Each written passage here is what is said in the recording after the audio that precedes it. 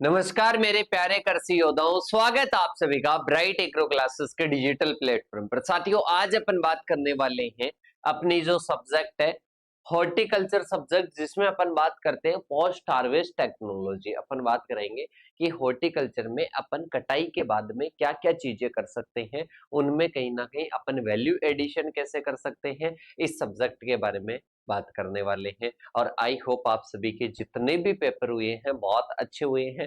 और इसके साथ में ही अब ये जो पेपर होगा ये भी बहुत बढ़िया होगा, क्योंकि वन शॉट क्लास में कंप्लीट सिलेबस की अपन बात करेंगे। और कंप्लीट सिलेबस की बात किस में करने वाले हैं बेटा, अपन बात करने वाले हैं इसी वीडियो में वन शॉट क्लास में। तो देखिएगा, अपन बात करते हैं इसकी जो पीडीएफ मिलेगी, वो पीडीएफ आपको मिलेगी बेटा सिंदूर बैच में।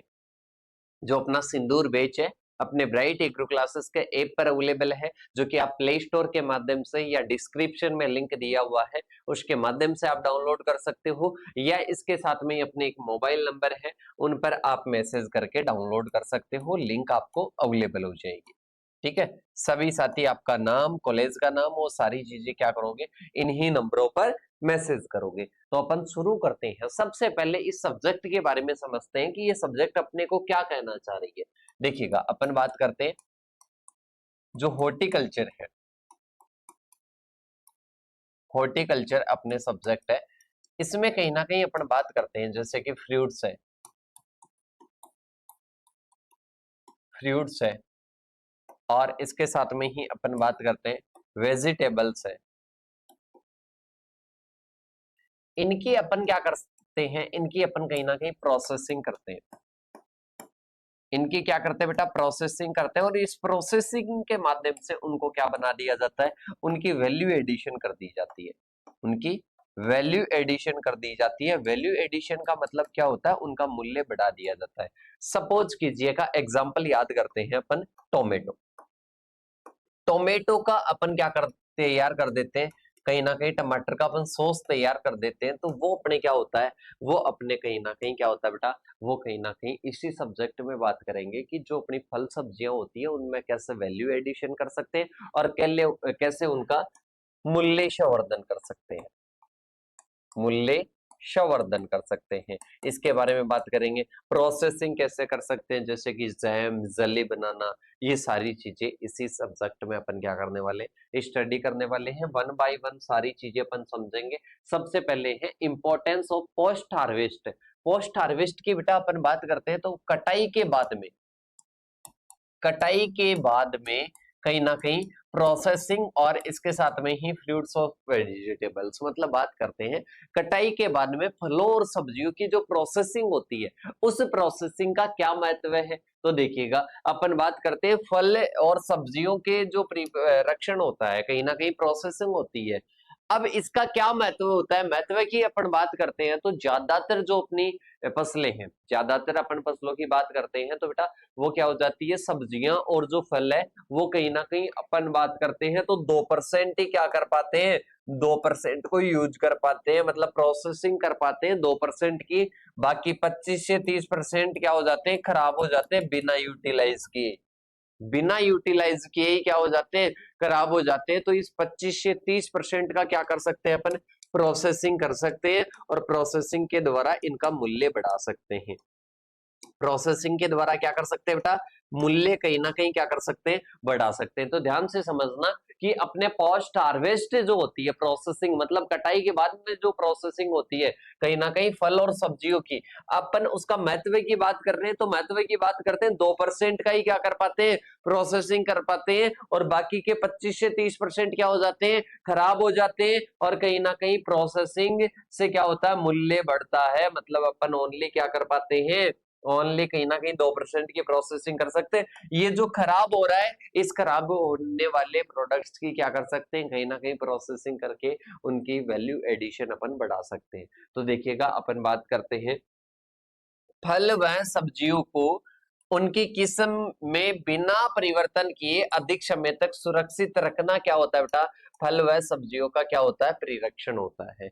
प्रिरक्षण की बात करते हैं, प्रिजर्वेशन की बात करते हैं, ये क्या होता है, फल और सब्जियों को अपन क्या करते हैं, उनकी किस्म में, उनकी वैरायटी में किसी प्रकार का परिवर्तन नहीं रहेगा, उनकी गुणवत्ता वही बनी रहेगी, क्वालिटी वही बनी रहेगी, पर उनको क्या कर देते हैं, लंबे समय तक सुरक्षित रखने योग्य बना देते हैं।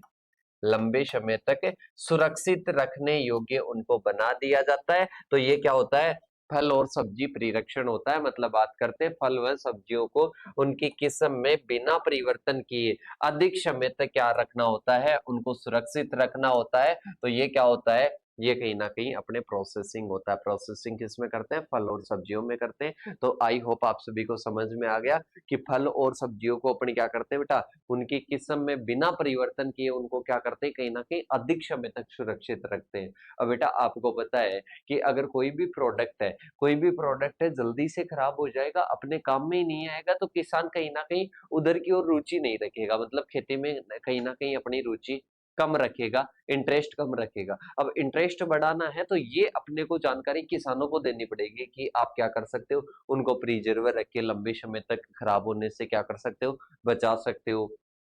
इसके साथ में ही पीएचटी में देखो, पीएचटी में क्या होता है, फल सब्जियां, फल सब्जियां, एक होता है परिवर्तित, एक क्या होता है अपरिवर्तित। पोषक तत्व और विटामिन तो क्या रहते हैं, कहीं ना कहीं यथावत रहते हैं। एक तो उनका अपन परिवर्तन कर दे, परिवर्तन की बात करते हैं, टमाटर का सॉस बना दिया। एक अपन ने क्या कर दिया, अपरिवर्तित, मतलब उनको परिवर्तन नहीं करेंगे, उसी रूप में रखेंगे, और उनमें क्या रहेंगे, उनमें भी क्या रहेगा बेटा, पोषक तत्व यथावत रहेंगे, विटामिन यथावत रहेगा, और बिना विकृति दीर्घ काल तक सुरक्षित रखने की क्या है बेटा, एक प्रकार की टेक्निक है, एक प्रकार की विधि है, और इसे क्या कहते हैं, पीएचटी कहते हैं, पोस्ट हार्वेस्ट टेक्नोलॉजी कहते हैं। समझिएगा, फल एवं सब्जियों में परिवर्तित और अपरिवर्तित, मतलब बात करते हैं फल और सब्जियों को परिवर्तित भी कर सकते हैं, और इसके साथ में ही बिना परिवर्तित भी रख सकते हैं, और इसके साथ में ही मतलब बात करते हैं टमाटर का सॉस बना दिया, मतलब पूरी चेंज हो गई, मतलब उसमें पूरा परिवर्तन हो गया, पर पोषक तत्व और इसके साथ में विटामिन उसमें क्या रहेगा बेटा, यथावत बना रहेगा, जैसा उसमें अवेलेबल था पहले वैसा ही बना रहेगा। इसमें क्या रहता है, अपरिवर्तित रहता है। ऐसे ही अपन पैकेजिंग वगैरह कर देते हैं, डिब्बाबंदी वगैरह कर देते हैं, जिससे कहीं ना कहीं क्या होता है, उसका अपन बात करते हैं, उसको लंबे समय तक अपन सुरक्षित रख सकते हैं, बिना किसी विकृति के, बिना किसी कॉन्टामिनेशन के। इसके बाद में ये अपने पीएचटी हो गई। पीएचटी की बात करते हैं, 30 से 40% फल सब्जियां क्या हो जाती है, सड़कर नष्ट हो जाती है। 30 से 40% फल सब्जियां सड़कर नष्ट हो जाती है। अब इस पीएचटी का उद्देश्य क्या है, पोस्ट हार्वेस्ट टेक्नोलॉजी का मेन आपको ऑब्जेक्टिव पूछ ले कि इसका क्या उद्देश्य है, तो इसमें आपको लिख के आना है कि एक तो नुकसान को कम करने में सहायक होता है, नुकसान को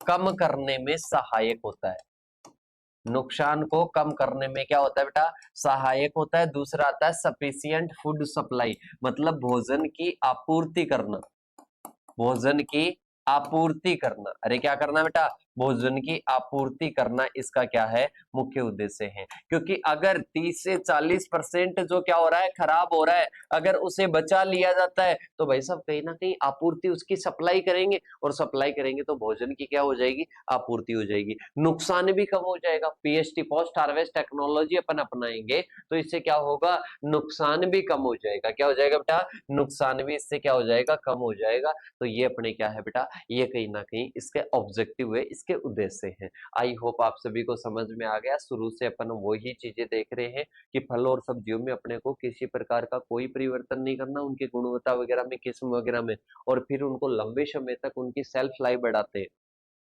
उनकी सेल्फ लाइफ बढ़ाते हैं। सेल्फ लाइफ किसको बोलते हैं, जो भंडारण अवस्था है उसको अपन क्या कर देते हैं, इसको कहीं ना कहीं इंक्रीज कर देते हैं। और इसके साथ में फल और सब्जियों को परिवर्तित भी हो सकती है, अपरिवर्तित, मतलब किसके आधार पर, सेप वगैरह के आधार पर। और पोषक तत्व विटामिन यथावत रहते हैं, बिना विकृति के दीर्घ काल लंबे समय तक क्या रखते हैं, सुरक्षित रखते हैं। तो ये पीएचटी है, और कहीं ना कहीं इसे पोस्ट हार्वेस्ट टेक्नोलॉजी के नाम से जाना जाता है। देखिएगा, बात करते हैं 30 से 40% फल सब्जियां सड़कर क्या हो जाती है, नष्ट हो जाती है। 30 से 40% फल सब्जियां, 30 से 40% फल सब्जियां क्या हो जाती है बेटा, कहीं ना कहीं सड़कर नष्ट हो जाती है। और इसका मेन उद्देश्य क्या होता है, रेड्यूसिंग, मतलब नुकसान को कम करना। क्या हो जाएगा बेटा, नुकसान को कम करना, नुकसान को कम करना हो जाएगा।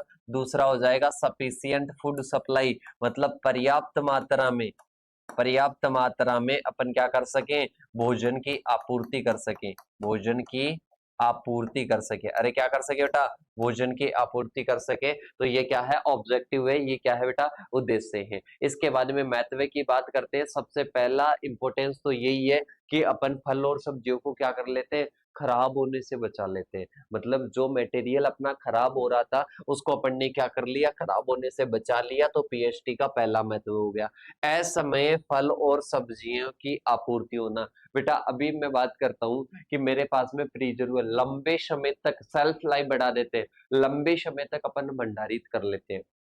मतलब जैसे कि अभी बात करें, अभी मटर का सीजन है और आज के 6 महीने बाद में नहीं रहेगा, तो 6 महीने तक अपन क्या मटर को सेव कर सकते हैं। मतलब उस टाइम सीजन नहीं है पर अपन कहीं ना कहीं मटर प्राप्त कर सके, तो वो इसके द्वारा ही पॉसिबल हो पाता है, पोस्ट हार्वेस्ट टेक्नोलॉजी के द्वारा ही क्या हो पाता है, पॉसिबल हो पाता है। तो ये क्या हो जाएगा बेटा, असमय फल और सब्जियों की आपूर्ति हो जाती है। फिर इसके बाद में आता है संतुलित आहार उपलब्ध और कुपोषण दूर हो जाता है। बेटा अपन बात करते हैं ऐसे नॉर्मली 30 से 40% क्या हो जाता है, अरे 30 से 40% क्या हो जाता है, हानि हो जाती है। 30 से 40% उत्पादन की क्या हो जाती है, हानि हो जाती है। इस हानि को रोकने के लिए, इस हानि को रोकने के लिए कहीं ना कहीं पीएसटी, पोस्ट हार्वेस्ट टेक्नोलॉजी को अपनाया जाता है, जिससे क्या होता है, संतुलित आहार मिल पाता है। क्या मिल पाता है बेटा, संतुलित आहार मिल पाता है। तो संतुलित आहार और कुपोषण क्या हो जाता है, दूर हो जाता है पीएचटी के माध्यम से। इसके बाद में आता है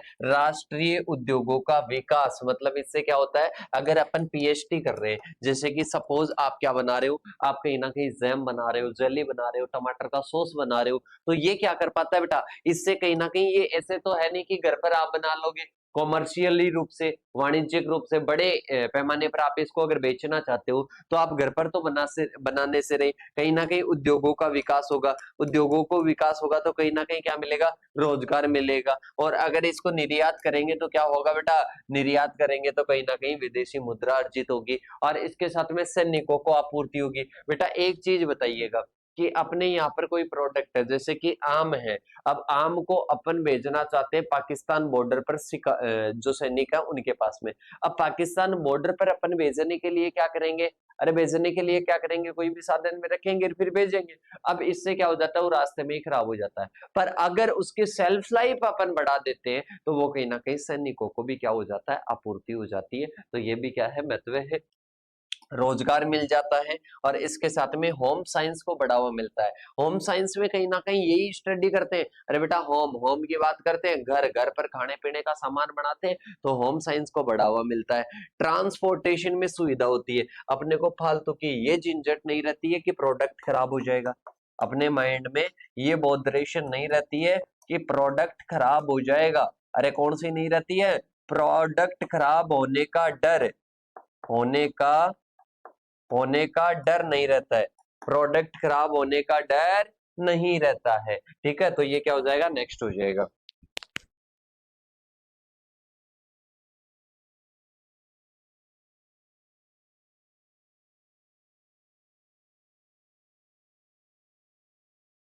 तो बेटा आगे की ओर बात करते हैं, आगे आ जाएगा अपने, ये इंपॉर्टेंस कंप्लीट हो चुका है। मतलब अपन बात करते हैं पोस्ट हार्वेस्ट टेक्नोलॉजी, पीएचटी के क्या क्या इंपॉर्टेंस है। तो ये अपन ने क्या पढ़ लिए, ये अपन ने कहीं ना कहीं 10 इंपॉर्टेंस पढ़ लिए। अब इसके बाद में अपन चलते हैं नेक्स्ट क्वेश्चन की ओर। नेक्स्ट क्वेश्चन आता है extent and possible causes of post harvest losses. मतलब बात करते हैं संभावित संभावित कौन कौन से नुकसान है कि जिनके द्वारा पोस्ट हार्वेस्ट लॉस हो जाता है। मतलब कहीं ना कहीं कटाई के उपरांत क्या क्या नुकसान हो जाते हैं, इनके बारे में अपने को एक संभावना रहती है कि कहीं ना कहीं ये नुकसान हो सकता है, ये नुकसान हो सकता है। तो वो अपने को संभावनाएं बतानी है, वो अपने को क्या बतानी है बेटा, संभावनाएं बतानी है कि क्या क्या संभावनाएं हैं कि ये लॉस हो सकता है। कि ये लॉस हो सकता है। तो कौन कौन सा लॉस हो सकता है? सबसे पहले आता है फिजिकल लॉस। कौन सा होता है बेटा?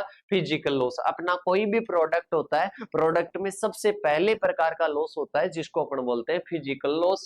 और कहीं ना कहीं इंटरसेल्यूलर जो वाटर होता है उसका क्या हो जाता है? इवोपोरेशन हो जाता है। क्या हो जाता है बेटा? इवोपोरेशन हो जाता है। अरे क्या हो जाता है? इवोपोरेशन हो जाता है। किसका?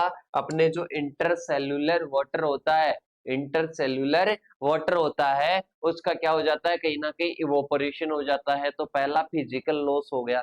अब बेटा अपने को पता है जैसे कि नींबू है, नींबू में अंदर क्या पाया जाता है? रस पाया जाता है, मतलब बात करते हैं तो उसमें नमी पाई जाती है। अब अगर वो वाटर लॉस हो जाएगा तो वो क्या हो जाएगा? फल सूख जाएगा। फल क्या हो जाएगा बेटा? ड्राई हो जाएगा, सूख जाएगा। तो पहला क्या हो जाता है? पहला लॉस होता है फिजिकल लॉस। पहला क्या होता है बेटा? फिजिकल लॉस आ जाएगा। अरे पहला क्या आ जाएगा? फिजिकल लॉस आ जाएगा। फिर इसके बाद में आता है लॉस ऑफ क्वालिटी। क्या आ जाएगा? Loss of quality. मतलब क्या हो जाता है बेटा? क्वालिटी का लॉस हो जाता है। क्वालिटी का क्या हो जाता है? लॉस हो जाता है। मतलब कहीं ना कहीं गुणवत्ता की हानि हो जाती है। अरे किसकी हो जाती है? गुणवत्ता की हानि हो जाती है। कि सर गुणवत्ता की हानि कैसे? जैसे कि टेक्सचर, इसके साथ में उसका टेस्ट, एरोमा, और इसके साथ में ही बात करते हैं इससे मार्केट की वैल्यू क्या हो जाती है? कम हो जाती है।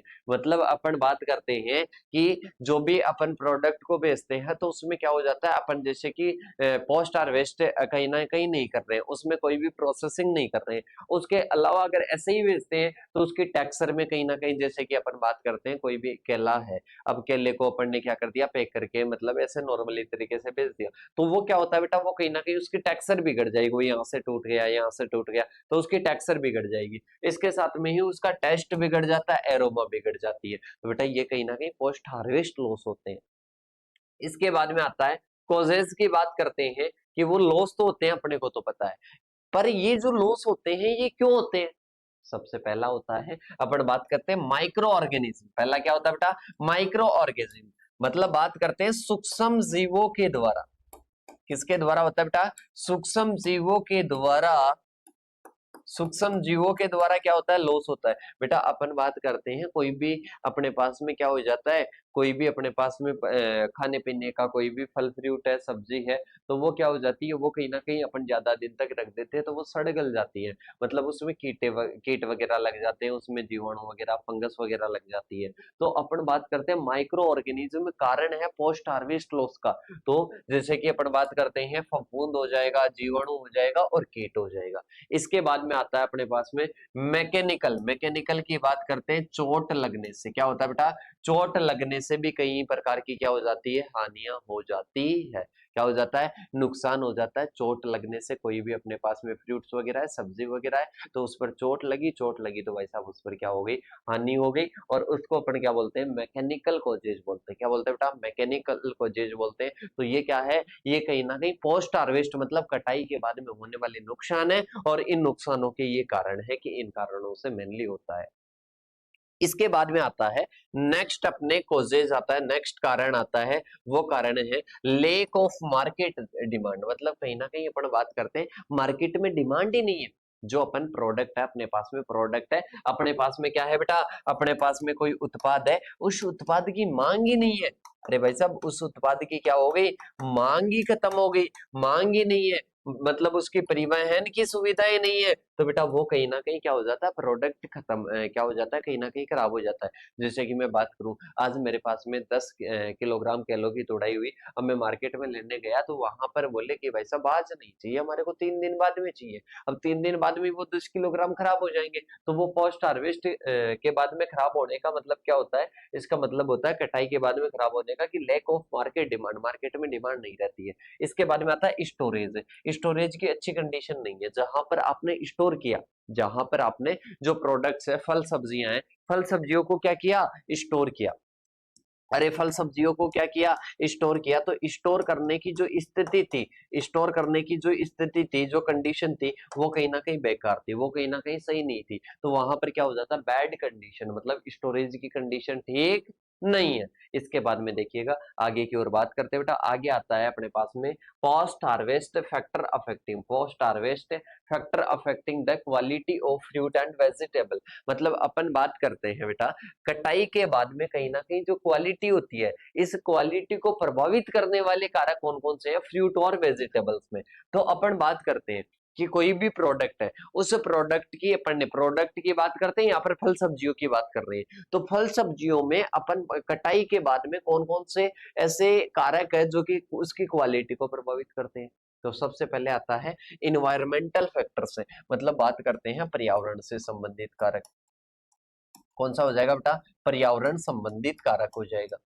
मतलब ये क्या करते हैं बेटा, क्वालिटी को प्रभावित करते हैं। किसको प्रभावित करते हैं, क्वालिटी को प्रभावित करते हैं। और क्वालिटी किसकी, फ्रूट्स की और वेजिटेबल्स की। फिर इसके बाद में नेक्स्ट अपने आता है कल्चरल। कल्चरल की बात करते हैं सस्य संबंधित क्रियाएं, सस्य संबंधित क्रियाएं आ जाएगी। फिर आता है ग्रोथ रेगुलेटर्स, ग्रोथ रेगुलेटर्स की बात करते हैं जो हार्मोन होते हैं पीजीआर, प्लांट ग्रोथ रेगुलेटर। ये भी क्या करते हैं बेटा, कहीं ना कहीं क्वालिटी को प्रभावित करते हैं। किसको प्रभावित करते हैं, क्वालिटी को प्रभावित करते हैं। बात करते हैं तो ओवरऑल क्या हो जाएगा, गुणवत्ता को प्रभावित करते हैं। किसको प्रभावित करते हैं, गुणवत्ता को प्रभावित करते हैं। और इसमें सबसे पहले अपने आ जाएगा इन्वायरमेंटल फैक्टर्स। कौन से आ जाएंगे बेटा, इन्वायरमेंटल फैक्टर्स आ जाएंगे, जिसमें इन्वायरमेंटल फैक्टर्स जो कि क्या करते हैं, प्रभावित करते हैं किसको, गुणवत्ता को। किसकी गुणवत्ता को प्रभावित करते हैं, ये कहीं ना कहीं फल और सब्जियों की गुणवत्ता को प्रभावित करते हैं। और किससे रिलेटेड है, ये बात करते हैं इन्वायरमेंट से रिलेटेड है। सबसे पहले हो जाएगा टेम्परेचर, सबसे पहला क्या हो जाएगा बेटा, टेम्परेचर बोलते हैं तो तापमान हो जाएगा। दूसरा अपने आ जाएगा लाइट, बोले तो प्रकाश हो जाएगा। इसके साथ में रेन, रेन की बात करते हैं तो वर्षा हो जाएगा। क्या हो जाएगा, वर्षा हो जाएगा। विंड की बात करते हैं तो हवा हो जाएगी या वायु हो जाएगी। ह्यूमिडिटी की बात करते हैं तो आर्द्रता हो जाएगी। क्या हो जाएगी बेटा, आर्द्रता हो जाएगी। तो ये इन्वायरमेंटल फैक्टर्स है, ये कहीं ना कहीं वातावरण से संबंधित कारक है जो कि कहीं ना कहीं किसको प्रभावित करते हैं, अरे किसको प्रभावित करते हैं, जो कि कहीं ना कहीं क्वालिटी को प्रभावित करते हैं। अपने जो भी फल और सब्जियां होती है, जो भी फल और सब्जियां होती है, उनकी क्वालिटी को क्या करती है, प्रभावित करती है। क्या करती है बेटा, प्रभावित करती है। फिर अपने पास में आता है कल्चरल फैक्टर। कल्चरल फैक्टर्स की बात करते हैं सस्य संबंधित कारक। से संबंधित कारक में बात कर रहे हैं। अपन ने क्या कर दी भाई साहब, सिंचाई अच्छे से नहीं दी। क्या नहीं दी, सिंचाई अपन ने क्या नहीं दी, अच्छे से नहीं दी। अपने मिनरल न्यूट्रिशन कहीं ना कहीं मृदा में अच्छा नहीं था। इसके साथ में ही बात करते हैं इरिगेशन की फैसिलिटी अच्छी नहीं थी। ट्रेनिंग पुर्निंग अपन ने अच्छे से नहीं की, या वेराइटी या डिजीज बेस्ट, ये भी क्या करते हैं बेटा, ये भी कहीं ना कहीं क्वालिटी को प्रभावित करते हैं। किसको प्रभावित करते हैं, क्वालिटी को प्रभावित करते हैं। तो ये दो प्रकार के कारक हो जाते हैं। ये प्री हार्वेस्ट है बेटा, ये क्या है, प्री हार्वेस्ट है। प्री हार्वेस्ट की बात करते हैं, कटाई के पहले प्रभावित करने वाले कारक है। कटाई के बाद में नहीं कर रहे हैं, ये कहीं ना कहीं कटाई के पहले कर रहे हैं। क्योंकि अपन बात करते हैं, अरे बेटा सिंचाई क्या बाद में देते हैं क्या, कटाई के बाद में देते हैं क्या, नहीं। इसके साथ में मिनरल क्या पहले देते हैं क्या, नहीं। इसके सॉरी बाद में देते हैं क्या, नहीं। इसके साथ में ट्रेनिंग पुर्निंग बाद में करता है क्या, कटाई के, नहीं। तो ये क्या हो जाते हैं, प्री हार्वेस्टिंग हो जाते हैं, मतलब कटाई के पूर्व प्रभावित करने वाले कारक है। ये तो बाद में भी कर सकते हैं, पहले भी कर सकते हैं, पर मेनली बात करते हैं यहाँ पर तीन प्रकार के कारक होते हैं जो कि क्या करते हैं, कहीं ना कहीं प्री हार्वेस्ट को प्रभावित करते हैं, मतलब कटाई के पूर्व ही क्या करते हैं, प्रभावित करते हैं। किसको प्रभावित करते हैं, फल और सब्जियों की गुणवत्ता को प्रभावित करते हैं। इसके बाद में देखिएगा आगे की ओर बात करते हैं, आगे आता है ग्रोथ रेगुलेटर्स। ग्रोथ रेगुलेटर्स की बात करते हैं, जो पादप वर्धी हार्मोन है, पादप वर्धी हार्मोन है, वो कहीं ना कहीं अपन बात करते हैं 4-5 प्रकार के होते हैं। सबसे पहले अपन बात करते हैं ऑक्सिन। क्या होता है, ऑक्सिन। ऑक्सिन क्या करता है, ग्रोथ को रेगुलेट करता है, ये प्रभावित करता है। अब अपन बात करते हैं, ऑक्सिन की उपस्थिति होगी शीर्षकली का प्रभाव, मतलब एपिकल डोमिनेंसी पाई जाएगी। इसके साथ में इंडोल ब्यूटायरिक एसिड आई होगा तो जड़ों की निर्माण अच्छे से होगा। इसके साथ में ही IAA, NAA, नैप्थेलिक एसिटिक एसिड, अलग अलग प्रकार के होते हैं। फिर आता है gibberellic acid, cytokinin, ethylene. Ethylene फलों को पकाने में सहायक होता है। ग्रोथ रिटार्डेंट, जो कि क्या करता है, ये कोई प्लांट है, इस प्लांट की रूट्स को तो बढ़ावा देता है, इसके साथ में पत्तियों की वृद्धि को क्या करता है, रोकता है, पत्तियों की वृद्धि को रोकता है। जैसे कि साइकोसिल हो जाएगा, जिसको ट्रिपल सी भी कहते हैं या साइकोसिल कहते हैं। क्या कहते हैं, साइकोसिल कहते हैं। क्या कहते हैं बेटा, साइकोसिल कहते हैं, या इसके साथ में इसको ट्रिपल सी के नाम से भी डिनोट करते हैं। अब देखिएगा बेटा, अब अपने पास में आता है मैच्योरिटी। मैच्योरिटी की बात करते हैं, परिपक्वता। मैच्योरिटी के बारे में क्वेश्चन आता है, तो मैच्योरिटी क्या होता है? अरे बेटा, ये फल पककर तैयार हो गया है, खा ले। ये फल पक कर तैयार हो चुका है, खा ले। तो बेटा ये अपने को कैसे पता चलता है कि ये मैच्योर हो गया? तो देखिएगा, वह अवस्था जिस पर उत्पाद अपनी प्राकृतिक वृद्धि पूर्ण कर लेता है, मतलब नेचुरली रूप से, नेचर से जितना उसको बढ़ना था, जितनी उसको वृद्धि करनी थी, उतनी वृद्धि वो कर चुका है। तो ये क्या होता है बेटा?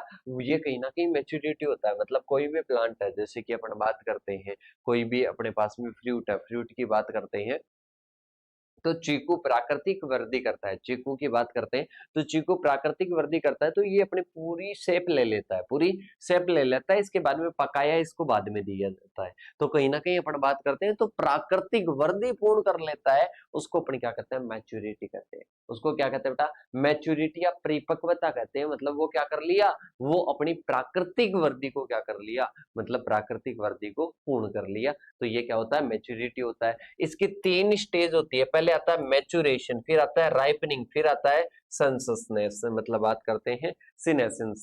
देखो इसमें क्या होता है, अपने सबसे पहले खाने योग्य आकार हो जाता है और पूरी तरह विकसित हो जाता है। मतलब खाने जैसा आकार हो गया और पूरी तरह से क्या हो गया? विकसित हो गया। खाने जैसा आकार हो गया और पूरी तरह से क्या हो गया बेटा? विकसित हो गया। दूसरा आता है राइपनिंग। राइपनिंग की बात करते हैं, खाने योग्य हो गया और स्वाद भी उसका हो गया।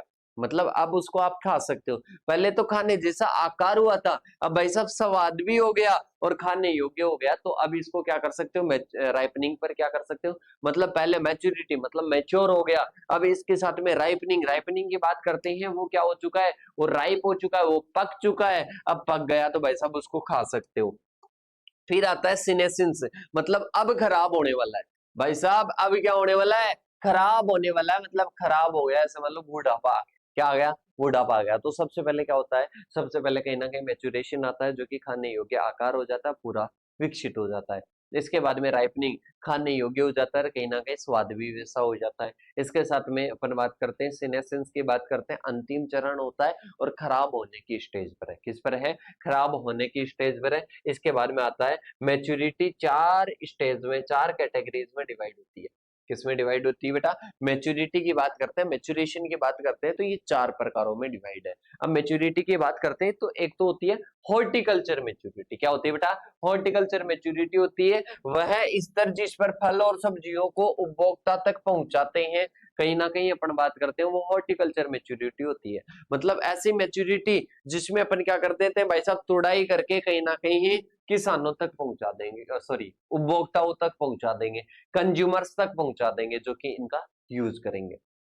तो मैच्योरिटी किसको बोलेंगे? मैच्योरिटी कहीं ना कहीं बोलते हैं, कोई भी अपना प्रोडक्ट है, उस प्रोडक्ट को क्या करते हैं? कहीं ना कहीं तुड़ाई करते हैं और तुड़ाई करके वहां तक पहुंचा दिया जाता है। कहाँ तक पहुंचा दिया जाता है? कहीं ना कहीं अपन बात करते हैं तो ये उपभोक्ताओं तक पहुंचा दिया जाता है। तो इसको क्या कहते हैं? हॉर्टिकल्चर मैच्योरिटी कहते हैं। अरे क्या कहते हैं बेटा? हॉर्टिकल्चर मैच्योरिटी कहते हैं। क्या कहेंगे? हॉर्टिकल्चर मैच्योरिटी कहेंगे।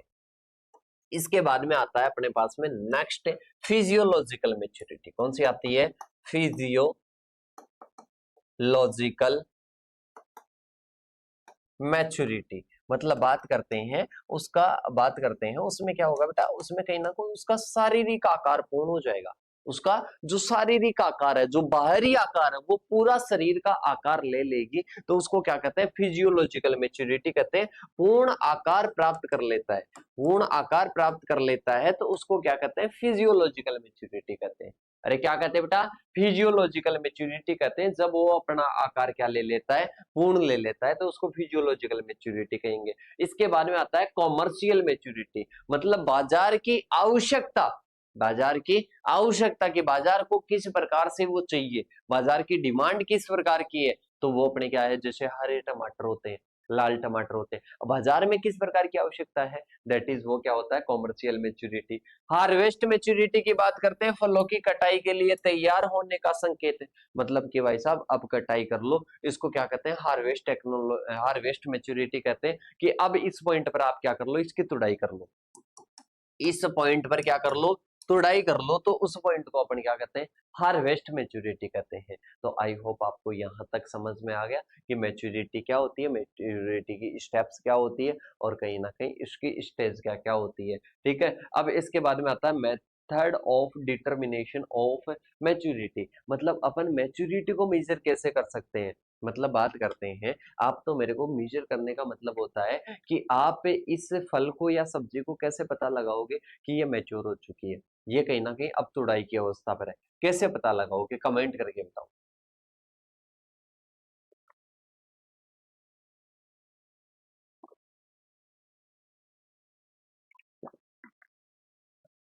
बताओ बेटा कि आपके पास में कोई भी प्रोडक्ट है, कोई भी फल और सब्जी है, उस फल और सब्जी की तुड़ाई आप कैसे करते हो? कि सर हम उसका आकार देखते हैं कि ऐसा आकार हो गया, तुड़ाई कर लेनी चाहिए। इसके साथ में कुछ में ऐसे देखते हैं कि ये कलर हो गया, तुड़ाई कर लेनी चाहिए। कुछ में आवाज के माध्यम से देखते हैं, जैसे कि तरबूज वगैरह में। अब देखो इसमें बात करते हैं, फिजिकल मेथड होता है, सबसे पहला कौन सा होता है, पहला होता है फिजिकल मेथड।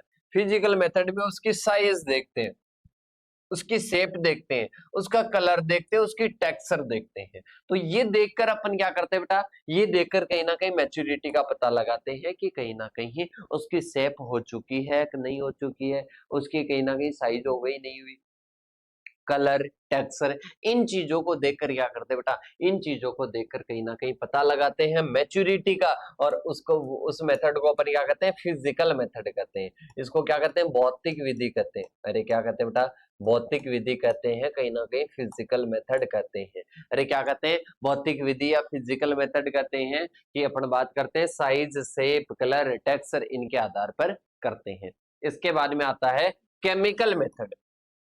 कौन सा आता है, केमिकल मेथड, मतलब बात करते हैं रासायनिक विधि।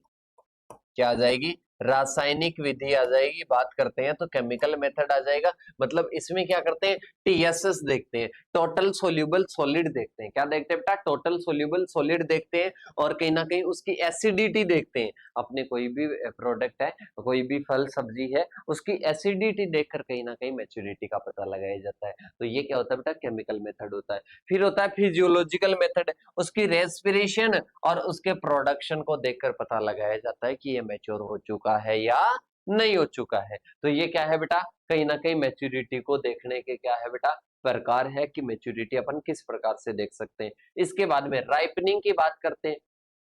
अपन ने मैच्योरिटी देख ली, मैच्योरेशन देख लिया। मैच्योरेशन के बाद में आता है राइपनिंग। राइपनिंग की बात करते हैं। राइपनिंग में क्या होता है, कहीं ना कहीं जो फल होता है वो क्या होता है, वो कहीं ना कहीं स्वाद ऐसा ले लेता है कि उसको कंज्यूम करो कोई दिक्कत नहीं है, उसको खाओ कोई दिक्कत नहीं है, वो खाने वाला हो गया है, उसका खाने वाला स्वाद हो गया है। तो देखिएगा, बात करते हैं वह प्रक्रिया जिसमें फलों के स्वाद, गुणवत्ता, रंग और अन्य संरचनात्मक गुण क्या करते हैं, निर्धारित करते हैं। तो इसको क्या कहते हैं, राइपनिंग कहते हैं। अरे क्या कहते हैं बेटा, राइपनिंग कहते हैं कि वह प्रक्रिया जिसमें कहीं ना कहीं फलों, सब्जियों, फलों और इसके साथ में ही फलों के स्वाद, गुणवत्ता और रंग और अन्य संरचनात्मक गुण निर्धारित करते हैं। क्या करते हैं बेटा, संरचनात्मक गुण निर्धारित करते हैं। तो वो क्या हो जाएगा, राइपनिंग हो जाएगा, कि उसमें स्वाद हो जाता है, खाने योग्य स्वाद हो जाता है, दैट इज राइपनिंग। वो क्या हो चुका है, पक चुका है। वो क्या हो चुका है बेटा, वो कहीं ना कहीं पक चुका है। क्या हो चुका है बेटा, वो कहीं ना कहीं पक चुका है, दैट इज राइपनिंग। क्या हो जाएगा बेटा, राइपनिंग हो जाएगा। इसके बाद में अपन बात करते हैं आगे की ओर। इसमें इस पीडीएफ में दे रखा है अलग अलग फल है, उनकी मैच्योरिटी दे रखी है कि किस प्रकार से वो मैच्योर होता है। अब आता है अपने पास में राइपनिंग दो प्रकार के होते हैं। आपको अंतर भी पूछता है, क्लाइमेट्रिक और नॉन क्लाइमेट्रिक। क्लाइमेट्रिक का मतलब होता है कि अपन ने कोई भी फल तुड़ाई कर ली, फल को क्या कर लिया, तोड़ लिया, और तोड़ने के बाद में वो क्या हो जाता है, पक जाता है। मतलब तुड़ाई करने के बाद में भी पक जाएगा, दैट इज क्लाइमेट्रिक फ्रूट है। और तुड़ाई करने के बाद में अगर वो मेच्योर नहीं होता है, नहीं पकता है, तो उसको क्या कहते हैं, नॉन क्लाइमेट्रिक कहते हैं। अगर तुड़ाई के बाद में पक जाता है तो उसको क्या कहते हैं, क्लाइमेट्रिक कहते हैं। अगर नहीं पकता है तो उसको नॉन क्लाइमेट्रिक कहते हैं। क्लाइमेट्रिक में क्या आ जाएगा, जैसे कि क्लाइमेट्रिक में अपन बात करते हैं चीकू आ जाएगा। इसके साथ में नॉन क्लाइमेट्रिक की बात करते हैं तो नॉन क्लाइमेट्रिक में क्या आ जाएगा, नींबू आ जाएगा। क्या आ जाएगा बेटा? नींबू आ जाएगा। तो देखिएगा, बात करते हैं क्लाइमेट्रिक। तुड़ाई के बाद में श्वसन में वृद्धि होती है। श्वसन में वृद्धि होती है मतलब वो क्लाइमेट्रिक है, वो कहीं ना कहीं क्लाइमेट के द्वारा श्वसन और इथाइलिन का उत्पादन, इथाइलिन का उत्पादन और कहीं ना कहीं श्वसन दर बढ़ती है, श्वसन दर बढ़ती है और इथाइलिन का उत्पादन बढ़ता है, तो उनको क्या बोलते हैं? क्लाइमेट्रिक राइपनिंग बोलते हैं। मतलब वो क्या होते हैं? तुड़ाई के बाद में भी पक जाते हैं। ट्रिक, मीठे फल हमेशा क्या होते हैं? लगभग क्लाइमेट्रिक होते हैं। चीकू हो गया, केला हो गया, आम हो गया, पपीता हो गया, सेब हो गया, मतलब ये तुड़ाई के बाद में भी पक जाते हैं। नॉन क्लाइमेट्रिक की बात करते हैं, फल पकते समय श्वसन दर में कमी होगी। मतलब बात करते हैं तुड़ाई के बाद में क्या होगी? कम होगी। जैसे कि अंगूर हो गया, बेर हो गया, नींबू वर्गीय हो गए। खट्टे फल क्या होते हैं? कड़वे क्या होते हैं? हमेशा क्या होते हैं बेटा? मीठे तो क्या होते हैं? क्लाइमेट्रिक होते हैं। और इसके साथ में ही बात करते हैं, जो खट्टे होते हैं वो क्या होते हैं? नॉन क्लाइमेट्रिक होते हैं। कौन से होते हैं बेटा? नॉन क्लाइमेट्रिक होते हैं। इसके बाद में आते हैं चेंजेज अकर्स ड्यूरिंग राइपनिंग। मतलब बात करते हैं, जब राइपनिंग होता है, कहीं ना कहीं फल पकता है, फल क्या होता है? फल पकता है, तो उस टाइम किस किस चीज में चेंजेस आता है? मतलब ऐसी कौन कौन सी स्टेज है, ऐसी कौन कौन सी स्टेप है जिस पर परिवर्तन आता है? जिस पर क्या आता है बेटा?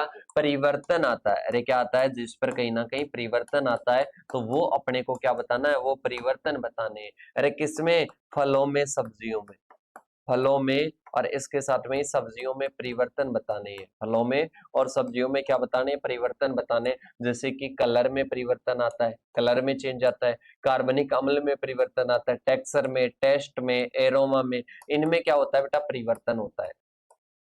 इनमें कहीं ना कहीं क्या होता है? परिवर्तन होता है। तो राइपनिंग होते समय, मतलब बात करते हैं पकते समय, कहीं ना कहीं फलों में कलर में चेंजेस आएगा और कार्बनिक अम्ल में, टेक्सचर में, टेस्ट में और एरोमा में। मतलब बात करते हैं बेटा, आपको भी इतना सा तो पता है कि अपन कहीं ना कहीं खाने पीने की चीजें देख रहे हैं, फल सब्जियां देख रहे हैं, तो आपको नहीं पता है क्या? फल पकता है उस टाइम उसमें अलग सी एरोमा आने लगती है, अलग सा टेस्ट आने लगता है और उसकी टेक्सचर भी अलग सी हो जाती है। कार्बनिक अम्ल उसमें कहीं ना कहीं खट्टे में तो ज्यादा होगा, जो मीठा होगा उसमें कम होगा। इसके साथ में उसका कलर चेंज हो जाता है। समझ रहे हो? इसके बाद में आता है फैक्टर अफेक्टिंग राइपनिंग। राइपनिंग की बात करते हैं, उसमें जो पकाव होता है, फल क्या होता है? पकने लगता है, तो पकने वाली अवस्था को कौन कौन से कारक प्रभावित करते हैं कि फल पक रहा है, और फल पकने को क्या करते हैं? प्रभावित करते हैं कि फल पकेगा या नहीं पकेगा, उसको प्रभावित करेंगे। दैट इज वो क्या होता है? फैक्टर अफेक्टिंग ऑफ राइपनिंग होता है। इसमें आ जाएगा टेम्परेचर, आ जाएगा CO2 आ जाएगा, ऑक्सीजन आ जाएगा, रेडिएशन आ जाएगा, एयर ह्यूमिडिटी आ जाएगा और ग्रोथ रेगुलेटर आ जाएगा। तो बेटा ये क्या करते हैं? ये कहीं ना कहीं फल पकाव को प्रभावित करते हैं। जैसे कि बात करते हैं टेम्परेचर, टेम्परेचर की बात करते हैं, कोई फल ऐसा है कि वो क्या होते हैं? कहीं ना कहीं अधिक टेम्परेचर पर पकता है, कोई ऐसा है मीडियम पर, कोई ऐसा है कि लो पर पकता है। CO2 और ऑक्सीजन और रेडिएशन और एयर ह्यूमिडिटी और क्या आ जाएगा? ग्रोथ रेगुलेटर, जो कि कहीं ना कहीं फ्रूट राइपनिंग को क्या करते हैं? प्रभावित करते हैं। इसके बाद में आता है नेक्स्ट अपने, और नेक्स्ट आ जाएगा बेटा रेस्पिरेशन। रेस्पिरेशन की बात करते हैं अपन। रेस्पिरेशन क्या होता है? श्वसन। अरे बेटा श्वसन कौन लेते हैं? श्वसन क्या लेते हैं? जीव, जीव श्वसन करते हैं। कहीं ना कहीं O2 लेते हैं, CO2 छोड़ते हैं। जीवों का ये काम है। अपन बात करते हैं बेटा, अपन क्या है? जीव है। पेड़ पौधे क्या है बेटा? पेड़ पौधे भी जीव है। पेड़ पौधे भी क्या है? जीव है। तो अपन बात करते हैं फसलें भी जीव है, फल सब्जियां भी जीव है, तो ये भी क्या लेंगे? श्वसन लेंगे। अरे बेटा जब श्वसन आप लोगे तो क्या ये नहीं लेंगे क्या? कि सर बिल्कुल लेंगे। तो देखिएगा, सबसे पहले बात करते हैं श्वसन तोड़े हुए फल सब्जियों के सही होने का क्या है? प्रमुख कारण है। मतलब बात करते हैं, अगर कोई फलों की तुड़ाई हो गई और तुड़ाई होने के बाद में उसमें श्वसन लगातार गति से चल रहा है, लगातार गति से चल रहा है, तो वो सबसे बड़ा कारण होता है फल और सब्जियों को खराब होने का। तो ये क्या होता है बेटा? कहीं ना कहीं अपन बात करते हैं श्वसन तोड़े हुए फलों में अगर सबसे अधिक है, तो वो क्या होता है? क्षय का कारण बनता है, वो कहीं ना कहीं नुकसान का कारण बनता है। उत्पाद के कटाई के बाद में जीवित रहते हैं और उनकी जीवित कोशिकाएं सुरक्षित ऊर्जा के लिए क्या करती है? श्वसन करती है। अरे क्या करती है बेटा? कहीं ना कहीं सुरक्षित ऊर्जा के लिए क्या करती है? श्वसन करती है, कहीं ना कहीं रेस्पिरेशन करती है। क्या करती है बेटा? रेस्पिरेशन करती है, कहीं ना कहीं श्वसन करती है। अब इसके बाद में बात करते हैं शोषण को प्रभावित करने वाले कारक, मतलब अपन बात करते हैं कि कोई भी फ्रूट है वो शोषण कर रहा है, कोई भी सब्जी है वो क्या कर रही है, कहीं ना कहीं शोषण ले रही है, शोषण कर रही है। अब इसमें बात करते हैं इसको प्रभावित करने वाले कारक दो प्रकार के होते हैं, एक तो प्लांट के फैक्टर होते हैं, एक कहीं ना कहीं इन्वायरमेंट के फैक्टर होते हैं। प्लांट के फैक्टर सोल्यूबल शुगर, उसमें ग्लूकोज हो जाएगा। इसके साथ में प्रोपोर्शन ऑफ लिविंग सेल्स ज्यादा है तो शोषण ज्यादा होगा। Water content of the product, अपन बात करते हैं प्रोडक्ट में वाटर कंटेंट कितना है, वो भी क्या करता है, प्रभावित करता है कहीं ना कहीं रेस्पिरेशन को। तो अपन बात करते हैं प्लांट से रिलेटेड, एक तो सोल्यूबल शुगर आ जाएगा, प्रोपोर्शन ऑफ लिविंग सेल्स आ जाएगा, वाटर कंटेंट आ जाएगा प्रोडक्ट का। ये क्या करते हैं बेटा, ये कहीं ना कहीं प्रभावित करते हैं, प्लांट फैक्टर्स हो जाएंगे। कौन से हो जाएंगे, प्लांट फैक्टर्स हो जाएंगे, मतलब पौधे से रिलेटेड हो जाएंगे, पौधे से संबंधित हो जाएंगे। अरे किससे संबंधित हो जाएंगे बेटा, पौधे से संबंधित हो जाएंगे। इसके बाद में आता है इन्वायरमेंटल फैक्टर्स। इन्वायरमेंटल फैक्टर्स की बात करते हैं, जैसे कि concentration of O2 plus CO2। अगर कहीं ना कहीं बात करते हैं O2 ज्यादा होती है तो शोषण ज्यादा होगा, O2 ज्यादा होगी शोषण ज्यादा होगा, CO2 ज्यादा होगी शोषण कम होगा। तो अपन बात करते हैं ये इन्वायरमेंटल फैक्टर होते हैं जो कि शोषण की क्रिया को प्रभावित करते हैं। कि सर कैसे करते हैं, देख लो इधर कि अपन बात करते हैं कि O2 ज्यादा होगी, O2 ज्यादा होगी तो क्या होगा, शोषण ज्यादा होगा। अगर बात करते हैं CO2 ज्यादा होगी शोषण कम होगा। इसके बाद में चलते हैं इधर टेम्परेचर। टेम्परेचर अगर अधिक होगा तो शोषण अधिक होगा, टेम्परेचर कम होगा तो शोषण क्या होगा, कम होगा। तो ये बेटा क्या करने वाले हैं, शोषण को प्रभावित करने वाले कारक दो प्रकार से होते हैं, एक प्लांट से रिलेटेड होते हैं और एक कहीं ना कहीं इन्वायरमेंट से रिलेटेड होते हैं। इसके बाद में देखिएगा आगे की ओर बात करते हैं मैच्योरिटी इंडेक्स, और इसके साथ में ही बात करते हैं हार्वेस्टिंग फील्ड हैंडलिंग। मतलब बात करते हैं हार्वेस्टिंग किसको बोलेंगे, किसी उत्पाद को हाथों या अन्य किसी उपकरण से उसके मूल स्थान से हटाना और पौधे से अलग करना। हार्वेस्टिंग का मतलब क्या है, कोई भी उत्पाद है, जैसे कि बात करते हैं ये क्या है बेटा, प्लांट है। अब इसका जो उत्पाद है इसको मैंने इसके मूल स्थान से अलग कर लिया, मूल स्थान से मैं क्या कर लेता हूँ, अलग कर लेता हूँ। जैसे कि अपन बात करते हैं बेटा ये कोई अपनी बोतल है और ये कोई ऐसे मान लो कि कोई अपने फ्रूट वाला प्लांट है। अब इसका ये फ्रूट लग गया, ठीक है। अब इस फ्रूट को मैं क्या कर लेता हूँ, अलग कर लेता हूँ, इसको मैं क्या कर लेता हूँ, अलग कर लेता हूँ, फ्रूट को अलग कर लिया। तो ये क्या हो जाती है, ये कहीं ना कहीं हार्वेस्टिंग हो जाती है। क्या हो जाती है बेटा, हार्वेस्टिंग हो जाती है। तो देखिएगा किसी उत्पाद को हाथ या कहीं ना कहीं किसी अन्य उपकरण से उसके मूल स्थान से अलग कर रहे हैं, उसके मेन ओरिजिन जहां से उसका मूल स्थान है उससे अपने क्या कर लेते हैं, अलग कर लेते हैं। तो उसको क्या कहते हैं, हार्वेस्टिंग कहते हैं। उसको कहीं ना कहीं हार्वेस्टिंग, तोड़ाई या कटाई कहते हैं। इसके बाद में आता है ये दो प्रकार की होती है, एक तो हैंड हार्वेस्टिंग होती है, मतलब एक तो अपन क्या करते हैं हाथ से कहीं ना कहीं तुड़ाई करते हैं, और एक क्या करते हैं कहीं ना कहीं मशीनों के द्वारा करते हैं, यंत्रों के द्वारा करते हैं। तो एक क्या आ जाएगा हैंड हार्वेस्टिंग, और एक क्या हो जाएगा मैकेनिकल हार्वेस्टिंग। फिर आता है फील्ड हैंडलिंग। क्या आता है बेटा, फील्ड हैंडलिंग आता है। तो फील्ड हैंडलिंग कटाई के बाद में उन सभी प्रक्रियाओं को दिया गया नाम है जिसके माध्यम से फल और सब्जियां तुड़ाई के समय से लेकर उपभोक्ता तक पहुंचती है। फील्ड हैंडलिंग किसको बोलेंगे, अपन बात करते हैं कि कोई भी किसान है, किसान फल और सब्जियों की तुड़ाई कर दिया। सपोज कीजिएगा कि कोई भी किसान है, किसान ने क्या कर दिया, फल और सब्जियों को क्या कर लिया, कहीं ना कहीं तोड़ लिया, और फल और सब्जियों को तोड़ने के बाद में वो किसान सॉरी कंज्यूमर तक जाएगी, उपभोक्ता तक जाएगी। तो ये पूरी प्रोसेस क्या होती है, ये पूरी प्रोसेस फील्ड हैंडलिंग होती है। समझिएगा दोबारा से कि यहाँ से क्या होता है,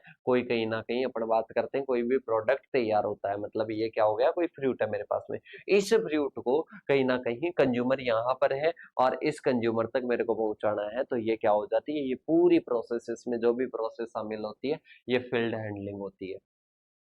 इसके बाद में देखिएगा फ्लो चार्ट की अपन बात कर लेते हैं। इसमें सबसे पहले क्या होता है, flow chart of post harvest handling की बात करते हैं। पहले क्या होगा, हार्वेस्टिंग होगा। क्या होगा बेटा, हार्वेस्टिंग। हार्वेस्टिंग की बात करते हैं, कटाई हो जाएगी। हार्वेस्टिंग क्या हो जाएगी, कटाई या तुड़ाई आप इसको बोल सकते हो, कटाई या तुड़ाई आप इसको बोल सकते हो। फिर इसके बाद में आता है प्री कूलिंग। प्री कूलिंग की बात करते हैं बेटा, क्या करते हैं, ठंड देते हैं। क्या करते हैं, ठंड देते हैं। ठंड की बात करते हैं, कहीं ना कहीं कम टेम्परेचर पर रखते हैं। कम टेम्परेचर पर, कहीं ना कहीं तापमान पर क्या करते हैं, रखते हैं। तो देखिएगा पहले क्या करते हैं, हार्वेस्टिंग, हार्वेस्टिंग के बाद करते हैं तुड़ाई करेंगे, और तुड़ाई करने के बाद में क्या करेंगे, उसको प्री कूलिंग, प्री कूलिंग की बात करते हैं, मतलब उसको क्या करेंगे, कूल, ठंडा करेंगे। ठंडा करने के बाद में क्या करेंगे, उसका सॉर्टिंग, मतलब जैसे कि बात करते हैं, आपने आम तोड़ा, आम के साथ में कोई पत्तियां वगैरह कुछ भी उसके साथ में आ गया, तो उसको क्या कर दो, सॉर्टिंग, उसकी छटाई कर दो, मतलब उसके साथ में जो भी गंदगी है उसकी सॉर्टिंग कर दी। सॉर्टिंग करने के बाद में क्या कर दिया, उसकी वॉशिंग, अच्छे से धुलाई कर दो, अच्छे से क्या कर दो, धुलाई कर दो। धुलाई करने के बाद में क्या करना है, कहीं ना कहीं और भी उसमें आपको क्या करना है, उसको गर्म करना है। कोई भी ऐसे मान लो कि उसमें जीवाणु वगैरह हो, तो उसको क्या कर दोगे, कहीं ना कहीं गर्म वगैरह करोगे। इसके बाद में क्या होता है, इसके बाद में उसकी साइज, उसकी साइज को क्या करोगे, सेट करोगे, मतलब उसकी साइज को क्या करोगे बेटा, कम करोगे। ठीक है, साइज की बात करते हैं अपन, बात करते हैं कई सारे ऐसे फल सब्जियां होती है, जैसे कि अपन बात करते हैं कोई भी प्रोडक्ट है, उस प्रोडक्ट में उसकी स्लाइसेस काट के अपन ने रख ली। ठीक है, तो साइज का वो रहता है। और कोई ऐसा होता है कि उसको पूरे को ही अपने को डालना होता है, तो वो साइजिंग अपन क्या करते हैं, सेट करते हैं। इसके बाद में उसकी क्या कर देते हैं, साइजिंग सेट करके और देखकर अपन क्या कर देते हैं, पैकेजिंग कर देते हैं। पैकिंग करने के बाद में स्टोर करेंगे, मतलब उसको भंडारित करेंगे, उसको भंडारित करेंगे। और इसके बाद में ट्रांसपोर्टेशन, अपने को जहां पर बेचना है वहां के लिए साधन में रखकर रवाना कर देंगे। और फिर इसके बाद में इसको होलसेलर, होलसेलर खरीदेगा।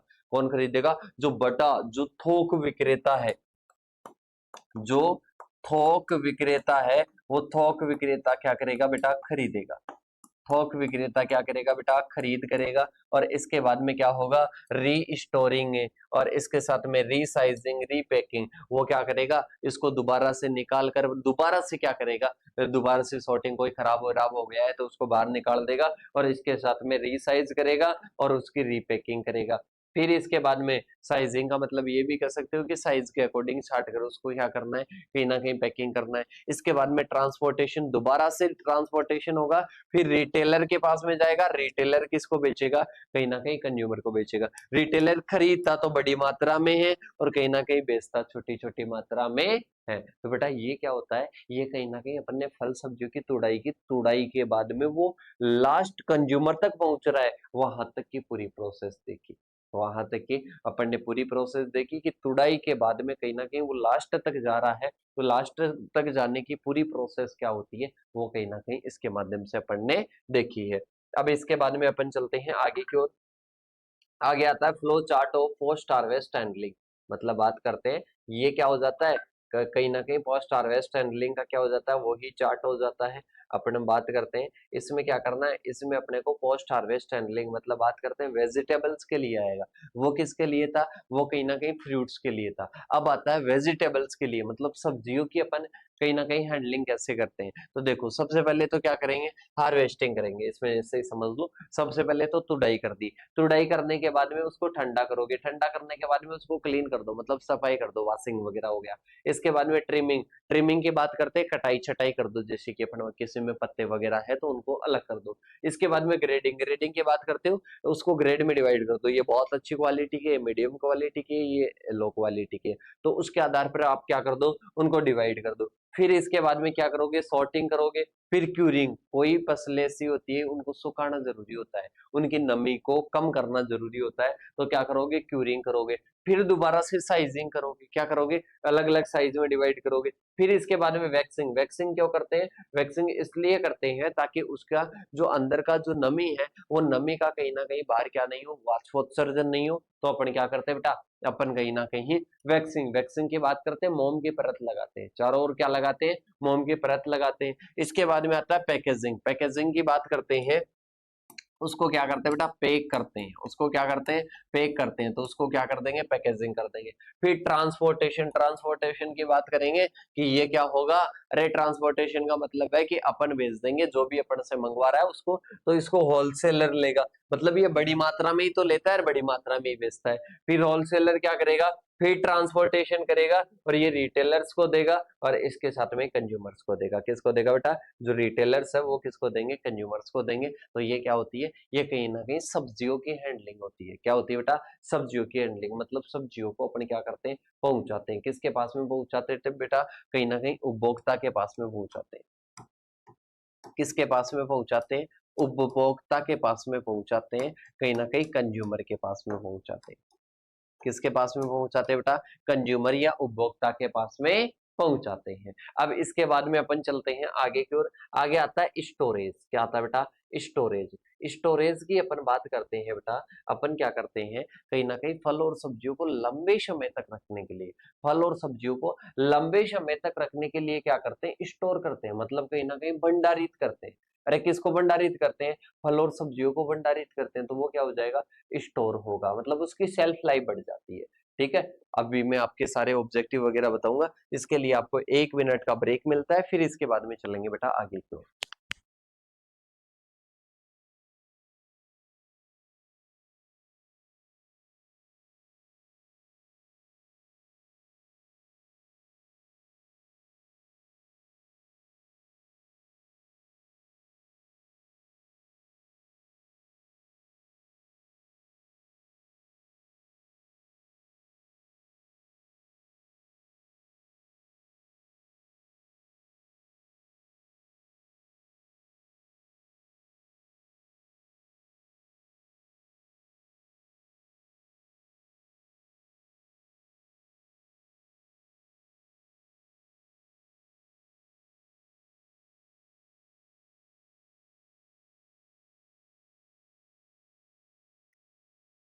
देखो बेटा आगे की ओर बात करते हैं। आगे अपने पास में आता है स्टोरेज। क्या आता है बेटा? स्टोरेज। स्टोरेज की अपन बात करते हैं। अब अपने को क्या करना है? भंडारण करना है। अब अपने को क्या करना है बेटा? भंडारण करना है। जैसे कि अपन बात करते हैं, कोई भी अपने पास में प्रोडक्ट अभी कहीं ना कहीं यातायात की सुविधाएं नहीं है या अभी मार्केट में डिमांड नहीं है, तो अब अपन क्या करेंगे? अब अपन कहीं ना कहीं उसको कुछ समय के लिए सुरक्षित रखेंगे। कुछ समय के लिए क्या करेंगे? सुरक्षित रखेंगे। उसको स्टोरेज बोलते हैं या उसको क्या बोलते हैं? भंडारण बोलते हैं। तो देखिएगा, बात करते हैं फल व सब्जियों को अल्प या दीर्घ अवधि तक किसी निश्चित स्थान पर रखते हैं ताकि उनके उपयोग की अवधि में क्या हो सके? अरे उपयोग की अवधि में क्या हो सके? बढ़ोतरी हो सके। उपयोग की अवधि में क्या हो सके? उपयोग की अवधि में क्या हो सके? बढ़ोतरी हो सके। क्या हो सके बेटा? बढ़ोतरी हो सके। तो ये क्या हो जाएगा? स्टोरेज हो जाएगा। क्या हो जाएगा बेटा? स्टोरेज हो जाएगा। इसको भंडारण बोलते हैं। फल व सब्जियों को 2% भागी क्या हो पाता है? कहीं ना कहीं प्रिजर्वेशन हो पाता है। अपन ने बात की थी शुरू में कि 2% ही क्या कर पाते हैं अपन? प्रिजर्वेशन कर पाते हैं। तो इसकी अगर मात्रा बढ़ानी है तो कहीं ना कहीं अपने को भंडारण करना पड़ेगा। इसके बाद में देखिएगा, ऑब्जेक्टिव की बात करते हैं, सूक्ष्म जीवों को विकास को धीमा करना। क्योंकि अपन क्या करते हैं? कोल्ड स्टोरेज में, मतलब ठंडी जगह पर रखते हैं। उससे कहीं ना कहीं जो माइक्रो ऑर्गेनिज्म होते हैं, जो माइक्रो ऑर्गेनिज्म होते हैं, जो सूक्ष्म जीव होते हैं, उनकी कहीं ना कहीं क्रियाशीलता कम हो जाती है, तो सूक्ष्म जीवों का प्रकोप अपन कम कर देते हैं। वाष्पोत्सर्जन, मतलब बात करते हैं, ये अपना कोई भी फ्रूट है, इस फ्रूट से क्या होगा? जल की हानि होती है, तो जल की हानि भी रुक जाती है, क्योंकि कोल्ड स्टोरेज में अपन करेंगे तो ये क्या हो जाती है? जल की हानि रुक जाती है। इसके बाद में अपन चलते हैं बेटा आगे की ओर। फैक्टर अफेक्टिंग ऑफ स्टोरेज, मतलब बात करते हैं स्टोरेज को प्रभावित करने वाले कारक, मतलब बात करते हैं भंडारण को प्रभावित करने वाले कारक। पहला आ जाएगा तापमान, फिर आ जाएगा वायु वेग, फिर आ जाएगा सापेक्षिक आर्द्रता, वायुमंडलीय संरचना, प्रकाश, भंडारण का संचालन। ये क्या करते हैं बेटा? ये कहीं ना कहीं भंडारण को प्रभावित करते हैं। किसको प्रभावित करते हैं बेटा? भंडारण को प्रभावित करते हैं। भंडारण को क्या करते हैं? प्रभावित करते हैं। जैसे कि अपन बात करते हैं, टेम्परेचर अत्यधिक हो जाएगा अगर भंडारण जो सुविधा है उसमें, तो कहीं ना कहीं क्या हो जाएगा? पानी का वाष्पन ज्यादा होगा। पानी का क्या होगा? वाष्पन ज्यादा होगा, मतलब पानी की सतही ज्यादा होगी जो फ्रूट्स है, और फ्रूट सूख जाएंगे। इसके साथ में वायु वेग की बात करते हैं, सापेक्षिक आर्द्रता, ये सारी चीजें क्या करती है? कहीं ना कहीं प्रभावित करती है। किसको? ये प्रभावित करती है स्टोरेज को। इसके बाद में अपन चलते हैं, संग्रहण के अलग अलग प्रकार हैं, जिसमें अपन बात करते हैं नेचुरल स्टोरेज होते हैं कुछ, और कुछ क्या होते हैं? कॉमन स्टोरेज होते हैं, कुछ क्या होते हैं? कोल्ड स्टोरेज होते हैं, और कुछ क्या होते हैं? नियंत्रित होते हैं। नियंत्रित वायुमंडल क्या होते हैं, कहीं ना कहीं संग्राहक होते हैं। और इनको अपन कहीं ना कहीं किस में पढ़ेंगे बेटा, इनको अपन कहीं ना कहीं पढ़ने वाले हैं जो अपने गेस्ट पेपर आएगा ना, गेस्ट पेपर में अपन इनको क्या करने वाले हैं, अच्छे से पढ़ने वाले हैं। और इसके अलावा एक पहले क्लास हो चुकी है जिसमें अपन ने ओल्ड पेपर सॉल्यूशन की बात की थी, तो जिस भी साथी ने अभी तक ओल्ड पेपर सॉल्यूशन की क्लास नहीं ली है तो वो जाकर सबसे पहले किसकी क्लास लेगा, ओल्ड पेपर सॉल्यूशन की लेगा। अब इसके बाद में देखिएगा आगे की ओर बात करते हैं। आगे अपने पास में आता है नेक्स्ट एक जीरो एनर्जी कूल चेंबर है। ये भी अपन कहां पर पढ़ने वाले बेटा, ये जो स्टोरेज के जितने भी मेथड है ना, ये अपन कहां पर पढ़ने वाले हैं, ये अपन पढ़ने वाले हैं जो अपनी क्लास रहेगी, कौन सी क्लास रहेगी, गेस्ट पेपर की क्लास रहेगी, उसमें अपन पढ़ने वाले हैं। अब आते हैं अपने फल परिरक्षण की विधियां और सिद्धांत आते हैं, जिसमें अपन बात करते हैं फल परिरक्षण के सिद्धांत और विधियों को मेनली दो भागों में डिवाइड किया गया है, एक तो स्थायी और एक अस्थायी। मतलब बात करते हैं परिरक्षण का मतलब क्या है, उसकी कहीं ना कहीं सेल्फ लाइफ को बढ़ाते हैं, उसकी सेल्फ लाइफ को बढ़ाते हैं। तो सेल्फ लाइफ बढ़ाने के सिद्धांत और विधियां दो प्रकार की है, एक स्थायी मतलब आपको परमानेंट बढ़ाना है, एक आपको अस्थायी मतलब कुछ टाइम के लिए आपको करना है, सुरक्षित करना है, तो वो अस्थायी होता है। तो देखिएगा एक तो क्या होता है टेम्परेरी होता है, एक परमानेंट होता है। तो सबसे पहले अपन किसके बारे में बात करेंगे बेटा, टेम्परेरी के बारे में बात करेंगे।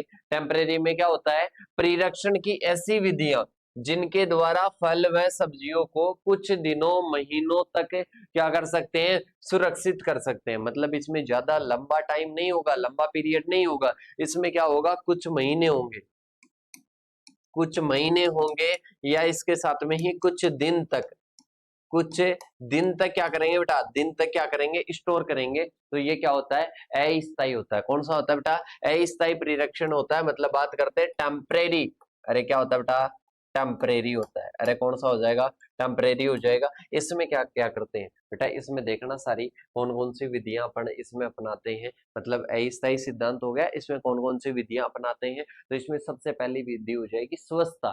मतलब क्या करते हैं, अस्थायी में ज्यादा अपन ज्यादा पैसे खर्च नहीं करते हैं, इसमें कहीं ना कहीं पहले तो स्वच्छता रखते हैं। अगर अपन कहीं ना कहीं स्वच्छता नहीं रखेंगे तो फल सब्जियां जल्दी खराब हो जाएंगे। तो इसमें क्या करते हैं, कहीं ना कहीं स्वच्छता, कहीं ना कहीं बात करते हैं कोई भी भंडारण करने से पहले कटे फटे और रोग कीटाणुओं से जो प्रभावित फल सब्जियां हैं उनको छांटकर अलग कर देते हैं, और इसके साथ में उनकी धुलाई करते हैं, धूल मिट्टी को साफ करते हैं। तो ये क्या हो जाएगी बेटा, स्वच्छता हो जाएगी। क्या हो जाएगी, अगर अपन स्वच्छता करते हैं मतलब कहीं ना कहीं उनकी साफ सफाई रखते हैं फल सब्जियों की, तो इससे क्या होता है, कहीं ना कहीं क्लीनिंग बढ़ती है और कहीं ना कहीं फल और जो सब्जियां होती है वो खराब होने से रुकते हैं। इसके बाद में आता है निम्न तापक्रम द्वारा।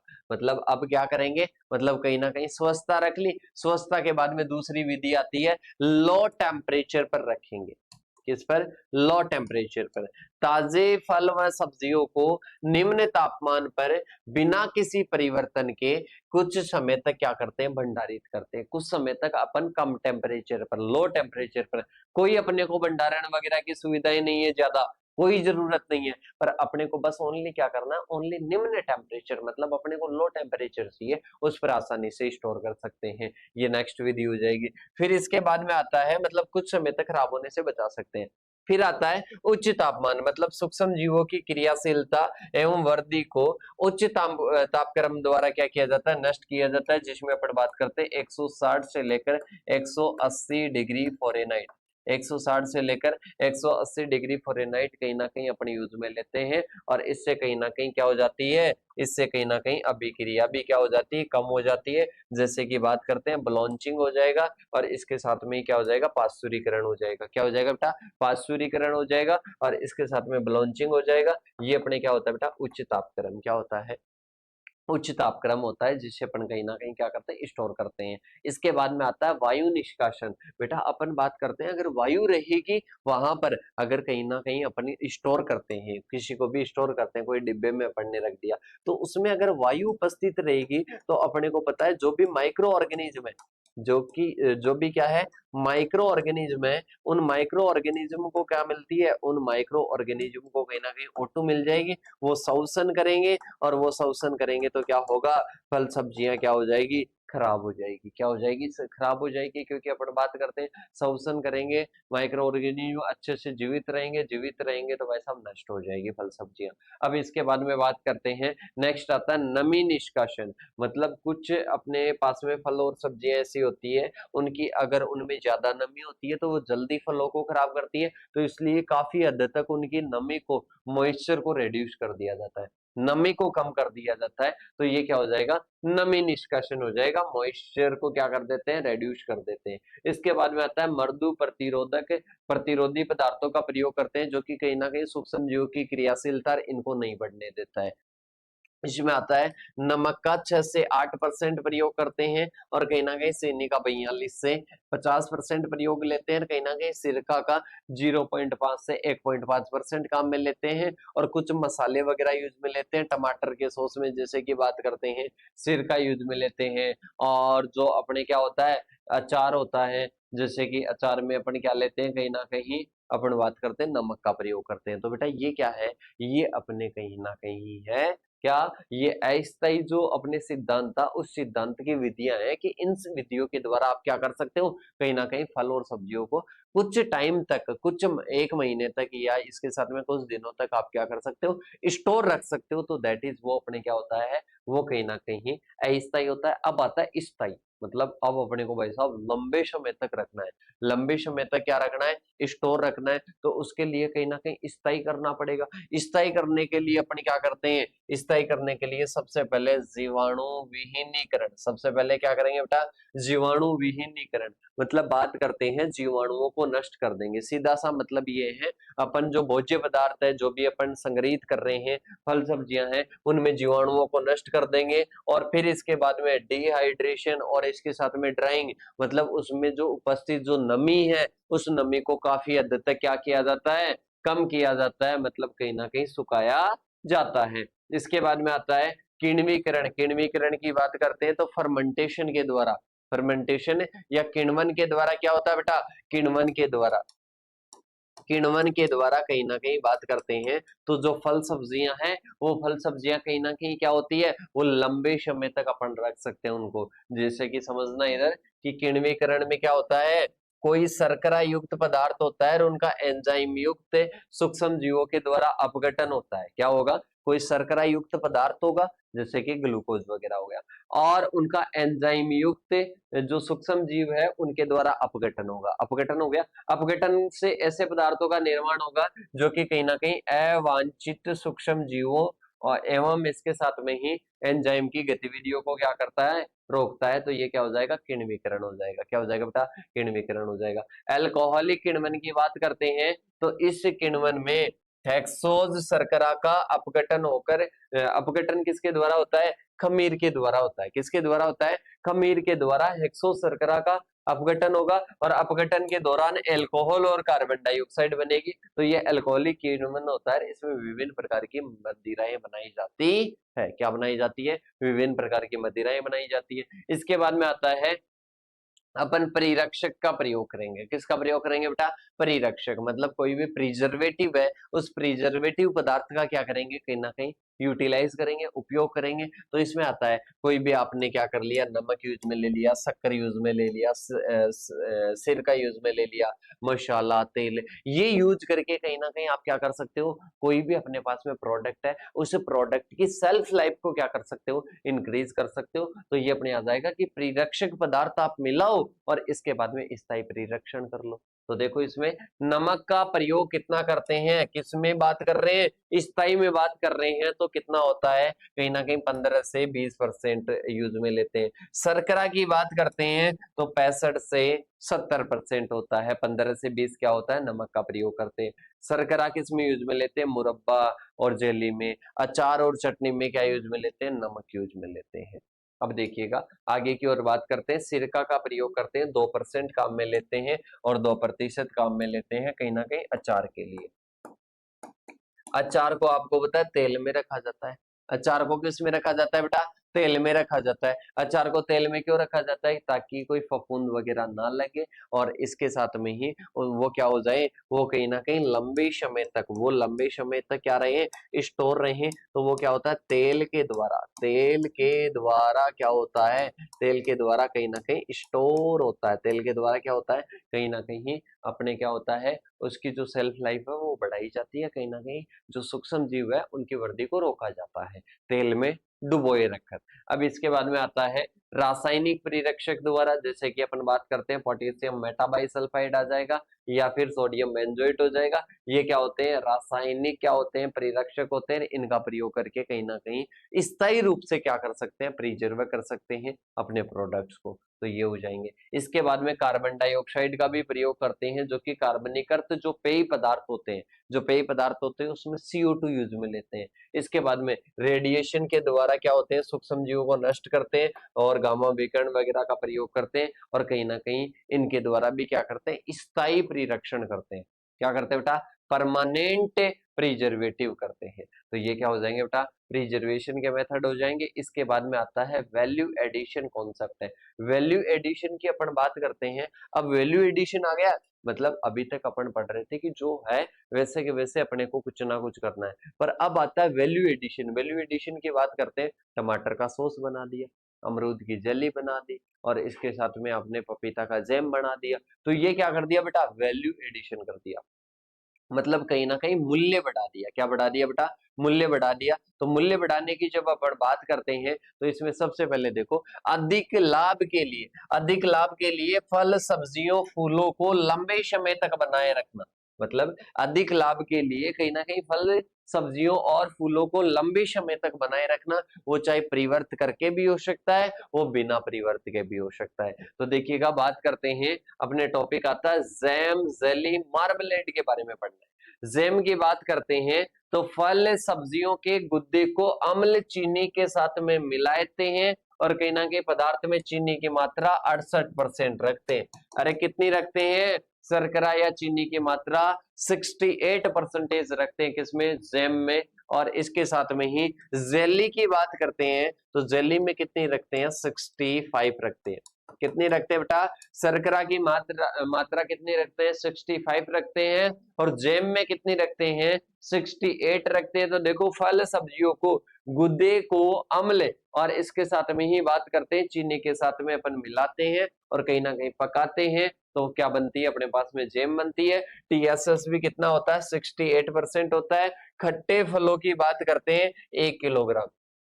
खट्टे फलों में कितने लेते हैं, 1 किलोग्राम लेते हैं। और मीठे फलों में कितनी लेते हैं, जैम में कहीं ना कहीं 750 ग्राम लेते हैं, 750 ग्राम लेते हैं। तो ये क्या हो जाएगी बेटा, चीनी यूज में लेते हैं। जैम में कितनी, खट्टे फलों में 1 किलोग्राम, मीठे फलों की बात करते हैं तो कितना हो जाएगा, 1 किलो फल होंगे तो उसमें चीनी का मिलेंगे 750 ग्राम। अब इसके बाद में आता है अम्ल की बात करते हैं तो अम्ल कितना लेते हैं, अम्ल के साथ में पकाते हैं, फलों के गुद्दों को अम्ल के साथ में और कहीं ना कहीं शर्करा मिलाकर उसको पकाते हैं, तो अम्ल भी काम में ले रहे हैं। तो अम्ल कितना ले रहे हैं, 4 से 6 ग्राम, 4 से 6 ग्राम पर केजी, 4 से 6 ग्राम पर केजी अपन क्या करते हैं, कहीं ना कहीं मिलाते हैं। अपन कहीं ना कहीं क्या करते हैं बेटा, मिलाते हैं। 4 से 6 ग्राम पर केजी अपन ऐड करते हैं। इसके बाद में देखिएगा, जेली की बात करते हैं, ठीक है। इनका चार्ट के द्वारा बता देंगे कि कैसे ये बनता है, कैसे प्रिपेयर होता है। फिर आती है जेली। जेली की बात करते हैं तो फलों के पैक्टिन युक्त रस को, उसमें क्या करते हैं, फलों का गुद्दा काम में लेते हैं, इसमें रस को काम में लेते हैं। तो देखो, फलों में पैक्टिन युक्त रस को चीनी व साइट्रिक अम्ल के साथ में पकाते हैं।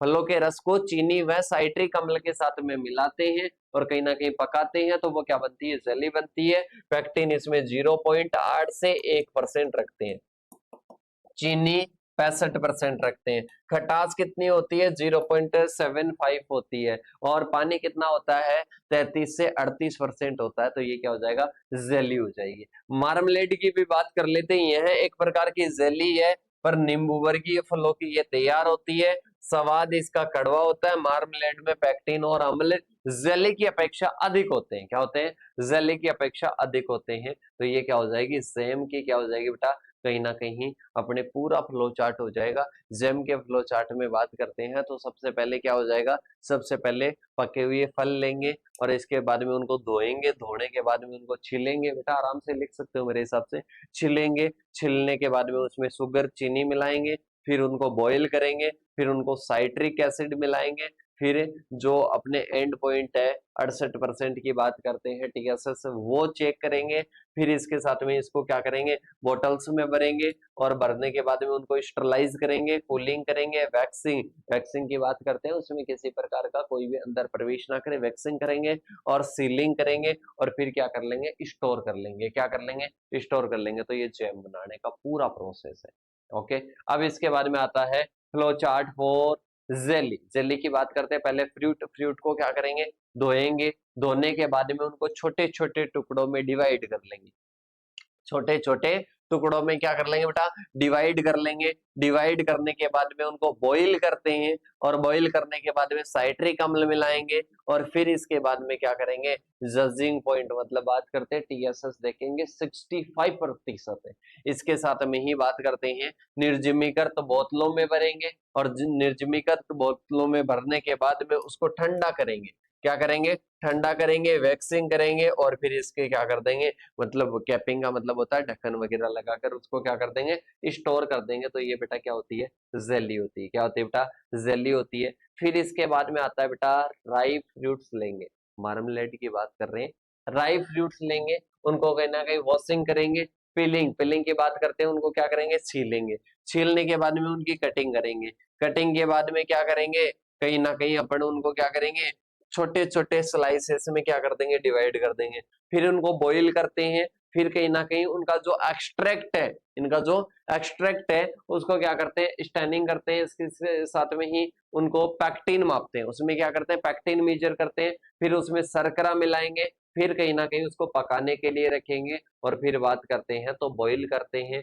फिर वो पॉइंट जज करते हैं शर्करा वाला और इसके बाद में कूलिंग करके उसको क्या कर लेते हैं, उसमें फ्लेवर भी डाल देते हैं, अगर आपकी इच्छा हो तो फ्लेवर कर लेते हैं, बोटल्स को क्या करते हैं, स्टरलाइज करते हैं और फिर बोटल्स को क्या कर लेते हैं, स्टोर कर लेते हैं। तो बेटा ये मार्मलेड है, ठीक है। अब इसमें ज्यादा कोई डीपली तो है नहीं कि आपको याद नहीं होगा, मेरे हिसाब से सारी प्रोसेस है। अब इसमें ऐसे नहीं है कि पूरा सेम का सेम ही आप रखो, कहीं ना कहीं 19-20 ऊपर नीचे भी आप कर सकते हो, ठीक है, इस स्टेप से।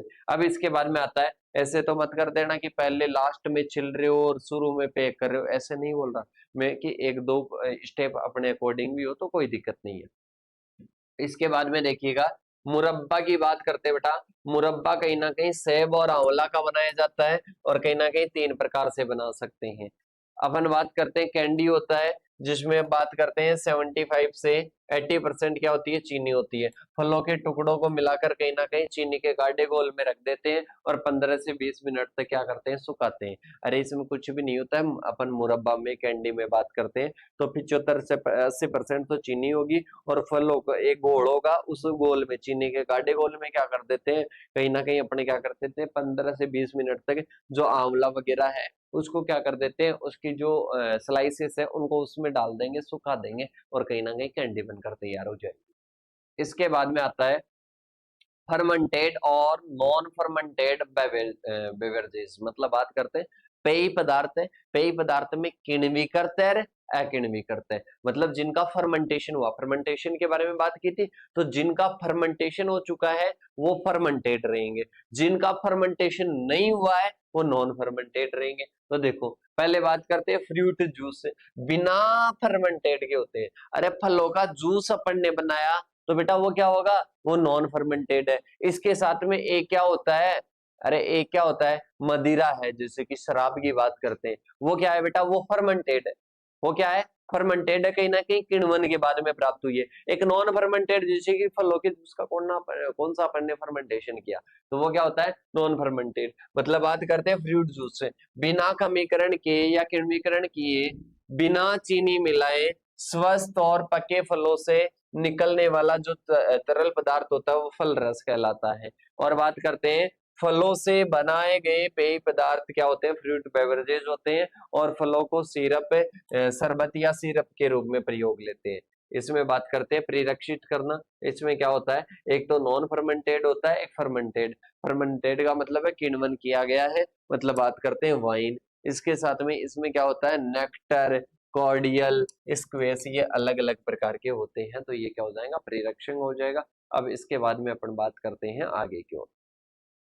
ठीक है, आम का रस वगैरह है कि उनको कैसे स्टोर कर सकते हैं, तो ये आपको इतना ज्यादा डीपली पूछेगा नहीं। और टमाटर का सॉस, अब क्या आ जाएगा बेटा, टमाटर का सॉस कैसे बनाते हैं, तो पहले सॉस बनाने के लिए अपने को क्या होना चाहिए, अपने को टीएसएस 25%, टीएसएस की बात करते हैं टमाटर में 25% है, और इसके साथ में ही सॉस में कितना होता है, ये किसका है, केचप का है, सॉस में 15 से 16% होता है। और सबसे लोकप्रिय, इसमें अलग अलग होते हैं, टमाटर का केचप भी बनता है, सॉस से चटनी भी बनती है। ठीक है, तो ये कहीं ना कहीं अपन बात करते हैं इसके बारे में। सबसे पहले क्या स्टेप होती है, सबसे पहले होती है टमाटर का चयन करते हैं। अरे बेटा टमाटर से बना रहे हैं तो सबसे पहले क्या करेंगे, टमाटर को चूज करेंगे। टमाटर को चूज करने के बाद में इसमें तो क्या ही बताऊंगा, तो स्टेप्स देख लो। गुदा और रस निकालते हैं, गुदा निकालेंगे और रस निकालेंगे, फिर इसमें मसाला मिलाएंगे, फिर कहीं ना कहीं अंतिम बिंदु अपन उसमें क्या कर लेंगे, कहीं ना कहीं जांच कर लेंगे कि 25% टीएसएस हुआ कि नहीं है। ठीक है, वो कहीं ना कहीं जांच करने के बाद में अपन क्या कर देंगे, बोतलों में भर देंगे, और बोतलों में भरने के बाद में अपन स्टोरेज कर लेंगे। और इसमें क्या क्या सामग्री आती है वो भी आप लिख सकते हो। टमाटर 1 किलोग्राम में यूज में लेते हैं, और चीनी 75 ग्राम, और इसके साथ में ही नमक अपन लेते हैं 10 ग्राम। तो ये सारी चीजें आप क्या कर सकते हो, कहीं ना कहीं नोट डाउन कर सकते हो। अब इसके बाद में आता है ड्राइंग और डिहाइड्रेशन। ये क्या होता है, ड्राइंग होता है। ड्राइंग कहीं ना कहीं क्या होता है, नेचुरल प्रोसेस होती है, मतलब ये क्या होती है, ये कहीं ना कहीं सूर्य की धूप में क्या हो गया, सूख गया, तो वैसा वो ड्राइंग हो गया।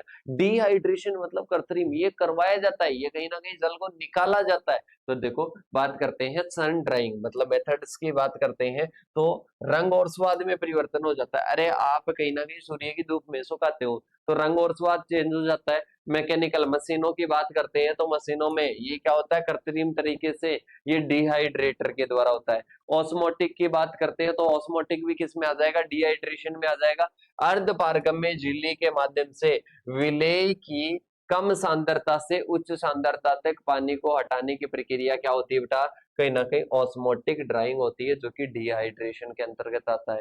फिर इसके बाद में आता है कैनिंग। कैनिंग की बात करते हैं डिब्बाबंदी।